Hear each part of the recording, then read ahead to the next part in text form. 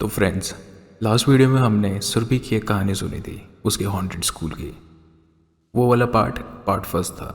अब इस पार्ट में सुरभि के साथ उसके स्कूल में क्या हुआ, ये जानेंगे। तो सुरभि, लास्ट पार्ट में हमने बात करी थी, जो तुम्हारी एक टीचर थी, वो स्टेज से उतरते मर गई थी। तो उसके बाद क्या हुआ? उसके बाद धीरे-धीरे मतलब टीचर की वो बातें भी खत्म हो गई कि टीचर की डेथ हो गई ऑन द स्पॉट। फिर अ, रेगुलर पढ़ाई शुरू होने लगी कॉलेज में, स्कूल में।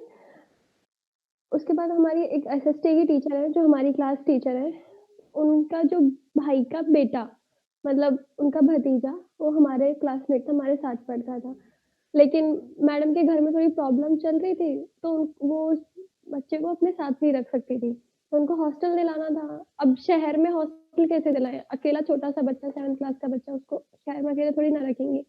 तो मैम ने स्कूल के एडमिनिस्ट्रेशन से बात की कि इसको गर्ल्स हॉस्टल में रख लिया जाए, क्योंकि स्कूल में कोई बॉयज़ हॉस्टल नहीं था, सिर्फ़ गर्ल्स हॉस्टल था। तो स्कूल वालों ने थोड़े थोड़े दिन तो मना किया कि नहीं, ऐसे थोड़ी ना गर्ल्स हॉस्टल में रख लिया जाएगा। फिर उसके बाद मैडम ने कहा कि मैं आपको गारंटी देती हूँ, मतलब मैं लिख के दे दूँगी, कुछ प्रॉब्लम नहीं होगी, और वैसे भी बच्चा ही है वो 7th क्लास का, क्या प्रॉब्लम होगी। तो फिर स्कूल वाले मान गए और उसको अ, एकदम कौन जैसे हम हॉस्टल में एंट्री मारते हैं ना, तो हम्म। एंट्री जो जैसे एक बड़ा-सा गेट है, उससे एंट्री मारेंगे ना, तो एंट्री के जस्ट साइड में एक रूम बना हुआ है, जिसको मोस्टली वर्कर्स को दिया जाता है, जो खाना-वाना बनाते हैं और वो कभी घर जाते वक़्त लेट हो जाए, तो उस रूम में रुक सकते हैं। तो उसको वो रूम दे दिया था। एकदम फ्रंट पे ही वो रूम मिल गया था उसको वहाँ पे। फिर वहाँ पे वो रहने लगा। हॉस्टल्स में थोड़ी रिस्ट्रिक्शंस भी थी, क्योंकि गर्ल्स हॉस्टल में 6 बजे के बाद बाहर निकलना अलाउड भी नहीं था। तो जब वो खाना-वाना खाने जाते थे, तो हॉस्टल की वार्डन मतलब इंस्ट्रक्शंस देती थी कि खाना खाने के बाद सीधा रूम में जाना, मतलब 8 बजे के आस-पास खाना खाते थे, तो इंस्ट्रक्शन देती थी कि खाना खाने के बाद सीधा रूम में जाना और रूम से बाहर मत निकलना, एग्ज़ाम्स आने वाले हैं, अपने एग्ज़ाम्स की तैयारी करना। तो वो बहुत स्ट्रिक्ट इंस्ट्रक्शन देती थी कि तुमको बाहर निकलना ही नहीं है। उसको थोड़े दिन अजीब लगा, फिर उसको लगा कि यार हॉस्टल है गर्ल्स, इस वज़ह से शायद बोल रहे हो, और उसका इंटरेक्शन भी नहीं था किसी के साथ, मतलब वो लड़कियों से बात ही नहीं होती थी, क्योंकि एकदम फ्रंट पे रूम था ना, और साइड में गार्ड भैया का रूम था उसके जस्ट साइड में। तो एक दिन वो ऐसे पढ़ाई कर रहा था, उसको रोने की आवाज़ें आने लगी, तो उसने 2-3 दिन इग्नोर किया, कि ऐसे ही आ रही होंगी कहीं से लड़कियाँ, शोर मचा रही होंगी, उसकी रोने की आवाज़ें आ रही होंगी। तो उसने थोड़े दिन इग्नोर किया, फिर जब 3-4 दिन हो गए वो परेशान हो गया, तो उसने अपनी बुआ को बताया कि मैं रूम में रहता हूँ, तो मेरे को रात को रोने की आवाज़ें आती हैं, मैं अच्छे से पढ़ नहीं पाता हूँ। तो बुआ वगैरह ने वहाँ की वार्डन से और जो टीचर्स थी, उनसे पूछा कि ये रोने की आवाज़ें कैसी है? तो जो वार्डन थी, उन्होंने कहा कि जो चेयरमैन सर है ना, उनकी बेटी आई हुई है, और उनकी बेटी का छोटा-सा बच्चा है, वो रात को रोता है, उसकी रोने की आवाज़ें आती हैं। तो उसकी बुआ ने मयंक को बताया, तो मयंक को थोड़ा-सा अजीब लगा सुन के, क्योंकि जो वो आवाज़ थी रोने की, वो बच्चे की नहीं थी। वो थोड़ा बच्चा था, लेकिन उसकी छोटे बच्चे की नहीं थी, वो हमारी एज का होगा, मतलब 7th या 8th क्लास की वो आवाज़ थी, जो बच्चा था 7th 8th क्लास में पढ़ता होगा। तो उसको अजीब लगा, पर उसने कहा हाँ, हो सकता है, मैं मेरे को थोड़ी गलतफ़हमी हो रही हो। फिर वो पढ़ने बैठता, फिर उसको रोने की आवाज़ें आती। तो वो फिर वो कन्फ्यूज़ होने लगा, और थोड़ा इरिटेट भी हो गया था। तो उसने क्या किया, जो उसका रूम था ना, उसका जो रूम था उसमें 2 गेट थे। एक गेट एंट्री का था, जो तुम मेन गेट तक जाओगे, तो मेन गेट जस्ट साइड में उसका रूम था ना, उसमें एंट्री लेने के लिए था। और जो एक गेट था वो एग्ज़िट वाला था, मतलब वो गेट तुम्हारा सीधा ग्राउंड में खुलेगा। जो प्लेग्राउंड है उसमें सीधा तुम्हारा वो गेट खुलेगा। तो उसने वो गेट खोला, वो उस गेट को खोल के बाहर निकला, और वो उस आवाज़ को, रोने वाली आवाज़ को फ़ॉलो करता चला गया। उसको पता ही नहीं चला कि वो कब उसको फ़ॉलो करते-करते अपने ग्राउंड में आ गया, मतलब प्लेग्राउंड में आ गया, वहाँ पे जहाँ पे हम लोग खेलते थे, वहाँ पे वो आ गया, और जैसे ही वो वहाँ पे आया, वो बेहोश हो गया। On the spot? हाँ, ऑन द स्पॉट वो बेहोश हो गया। हम्म। उसके बाद सुबह हुई, तो झाड़ू लगाने वाले भैया आते हैं, ग्राउंड की सफाई कर रहे थे, तो उन्होंने देखा कि एक बच्चा यहाँ बेहोश हुआ पड़ा है। उसको उठा के वो लेके गए। बुआ, मतलब हमारी एसएसटी वाली मैडम, उसकी जो बुआ थी, उनको पता चला कि ये सब हुआ है। तो उन्होंने स्कूल वालों से पूछा कि ये मतलब ये सब क्या है? ये है, वो है, तो उन स्कूल वालों ने कहा कि बच्चा खुद रूम से बाहर निकल के आया। उसके बाद होगा कुछ गिर गया होगा, इस वज़ह से बेहोश हो गया होगा। वैसे कोई घबराने वाली बात नहीं है। तो बुआ उसको मतलब हमारी जो मैडम थी, वो उसको लेके नहीं जा सकती थी घर क्योंकि घर में थोड़े उनकी प्रॉब्लम थी। जैसे मयंक बताता था कि उसके जो फूफा जी हैं, वो उसको पसंद नहीं करते। इस वज़ह से जो उसकी बुआ थी, वो उसको अपने साथ घर में नहीं लेके जा सकती थी। तो बुआ को मतलब मैडम को लगा कि बच्चे को डर भी ना लगे और मैं अलग से इसको शहर में अकेले रहने भी नहीं दे सकती थी मैम क्योंकि छोटा-सा बच्चा अकेला थोड़ी ना रहेगा और घर भी नहीं लेके जा सकती थी मैम। तो मैम ने डिसाइड किया कि जब तक एग्ज़ाम नहीं हो जाते, वो इसके पास हॉस्टल में ही रहेंगी। तो मैम हॉस्टल में रहने लगी। उसके साथ मैम हॉस्टल में रहने लगी। फिर मैम जब रात में खाना खाने गई मतलब मयंक ने हमें ये सब बताया कि मैम जब रात में खाना खाने गई थी तो हॉस्टल वार्डन का रोज़ का काम होता था। वो रोज़ सिर्फ़ एक ही इंस्ट्रक्शन देती थी कि 8 बजे के बाद कोई रूम से बाहर नहीं निकलेगा। रूम से बाहर इन द सेंस हॉस्टल से कोई बाहर नहीं निकलेगा। एक दूसरे के रूम में तुम जा सकते हो। लेकिन हॉस्टल से तुम लोग बाहर नहीं निकलोगे। तो उन्होंने मैम को भी कहा कि आप यहाँ थोड़े दिन के लिए हो पर आपको भी ये इंस्ट्रक्शन है कि आप 8 बजे के बाद रूम से बाहर नहीं निकलोगी, हॉस्टल से बाहर नहीं निकलोगी। तो मैम को थोड़ा बुरा लगा कि यार ऐसे कैसे मेरे को वार्डन इंस्ट्रक्शन दे गई। तो 8 खाना-वाना खाए उन्होंने मयंक को कहा कि तुम पढ़ लो, मैं थोड़ा टहल कर आती हूँ। तो मयंक ने कहा ठीक है।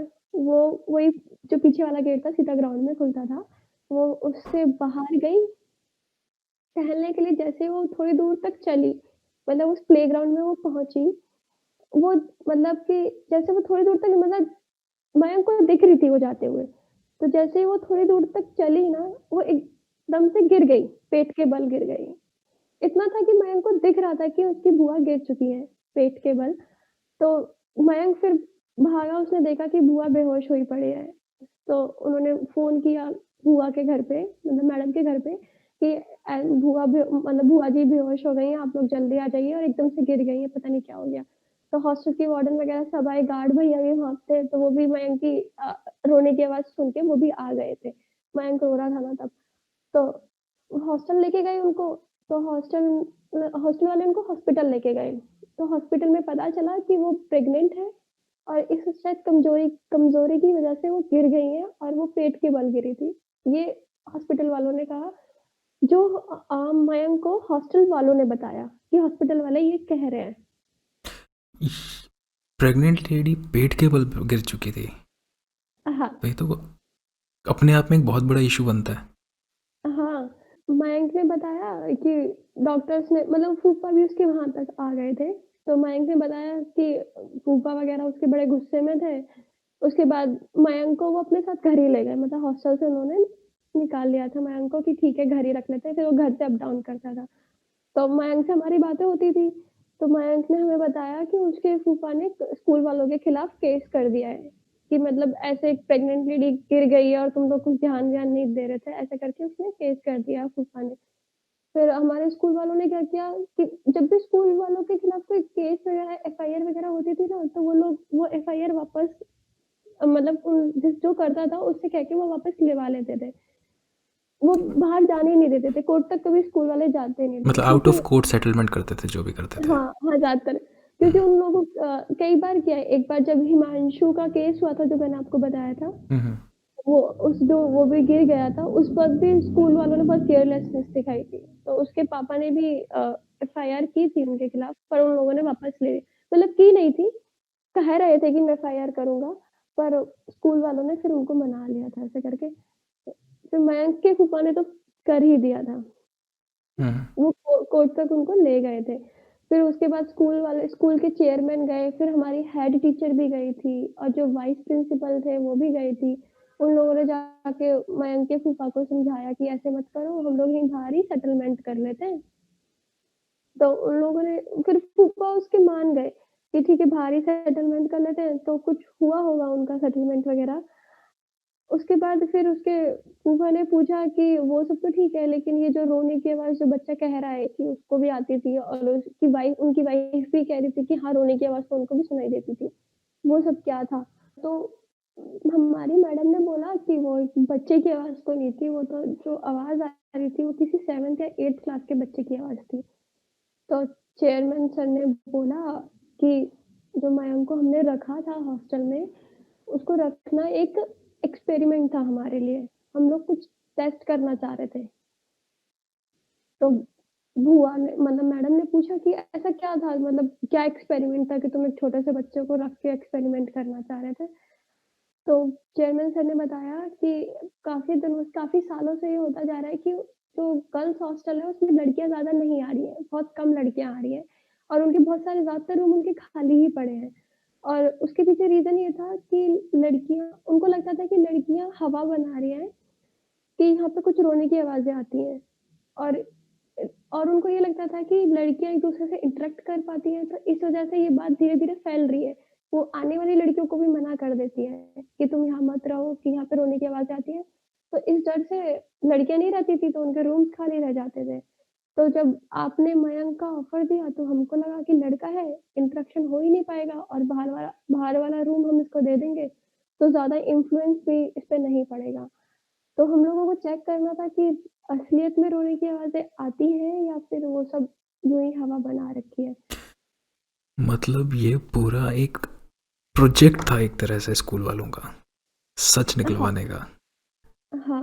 उसके बाद फिर जब स्कूल वालों को भी कन्फर्म हो गया अथॉरिटी वगैरह मतलब चेयरमैन सर को और प्रिंसिपल को, वाइस प्रिंसिपल को सबको कन्फर्म हो गया तो उन लोगों ने डिसाइड किया कि गर्ल्स हॉस्टल में आज के बाद कोई लड़की रहेगी नहीं। तो उस दिन के बाद से उस हॉस्टल को बंद कर दिया गया और मतलब उस हॉस्टल में कोई नहीं रहता, वो खंडर है।